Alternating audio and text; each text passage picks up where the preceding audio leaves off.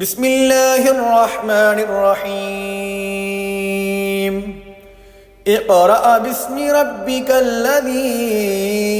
خلق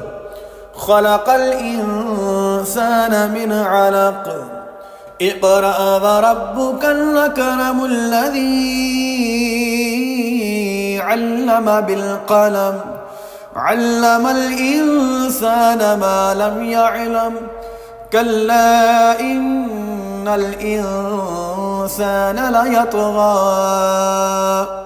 أن رآه استغنى إن إلى ربك الرجعى أرأيت الذي ينهى عبدا إذا صلى أرأيت إن كان على الهدى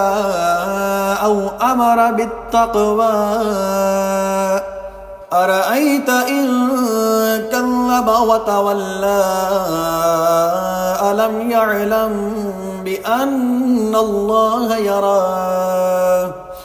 كلا لئن لم ينته لنصفعا بالناصية ناصية كاذبة خاطئة فليدع ناديه